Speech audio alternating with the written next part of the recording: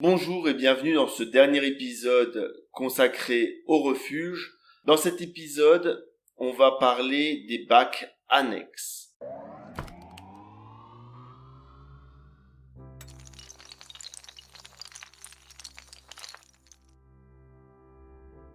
Pourquoi cet épisode parle des bacs annexes ? Parce que souvent, les gens confondent un refuge et un bac annexe. Donc là, je vais essayer d'expliquer la différence qu'on a entre les deux.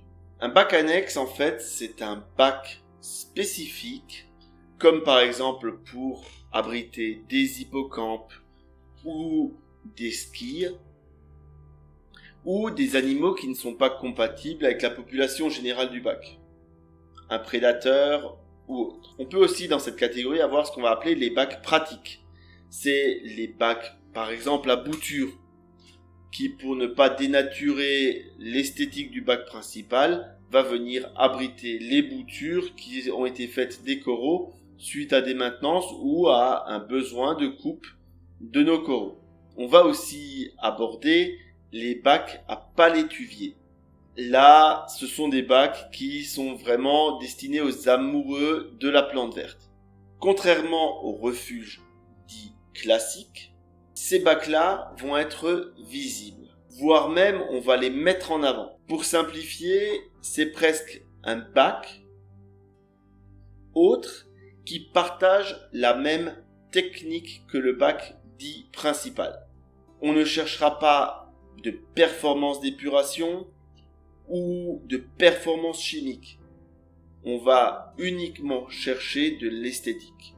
Pour les maintenances spécifiques, on va reproduire un aquarium complet avec tout son équipement, c'est-à-dire le brassage, l'éclairage et ainsi de suite, le sable, les pierres vivantes, pour permettre d'héberger au mieux des animaux qu'on a choisis. Pour une ski par exemple, on va faire un bac avec du sable et un décor où il y aura une grotte où on va bien pouvoir l'observer.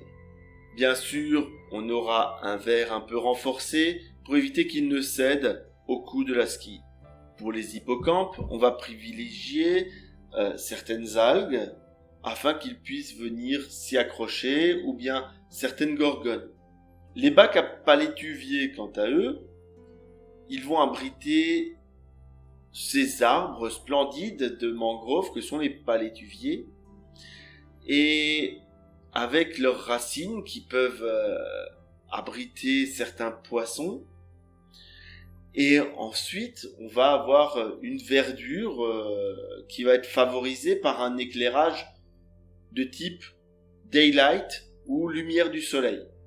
On va vraiment les éclairer comme on viendrait éclairer de la plante pour reproduire l'éclairage extérieur.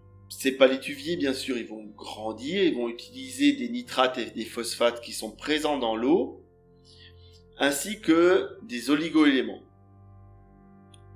Mais ne vous attendez pas à avoir une consommation de nitrates et de phosphates énorme. Ces arbres, ils ont une pousse plutôt modérée et ils vont consommer petit à petit ces nutriments. Si vous souhaitez avoir un effet chimique, il vous faudra une bonne cinquantaine de palétuviers au minimum. Et ça, c'est juste pour commencer à voir l'effet sur la chimie de l'eau. Je vais terminer par les bacs à bouture. On va se contenter dans notre bac d'avoir de la grille optique et un éclairage puissant. On va y mettre du brassage et on va venir poser nos boutures de coraux. On devra dans certains cas ajouter un animal de type utilitaire, algivore, pour éliminer les algues qui vont forcément pousser dans ce bac. Pour ça, il y a des escargots, des bernards l'ermite, pour éliminer les algues de ce type de bac. Vu la taille souvent modeste de ce type de bac, l'éclairer en alternance n'aura que peu d'effet sur le pH de notre aquarium principal. J'espère qu'avec cet épisode et ainsi que toute la série sur les refuges, vous y voyez un peu plus clair sur ce que c'est qu'un refuge et comme quoi le mieux est souvent l'ennemi du bien. Le mimétisme récifal, c'est-à-dire faire comme son copain ou voisin, n'est pas forcément intéressant pour vous. Il y a des bacs magnifiques avec des refuges et il y a des bacs tout aussi magnifiques qui n'en utilisent pas. Prenez le temps de définir votre objectif, vos besoins, pour être sûr de bien choisir le type de refuge qui vous convient et qui convient à la chimie de votre aquarium. Voilà, et je vous dis à bientôt pour de nouveaux épisodes de Récif Captif.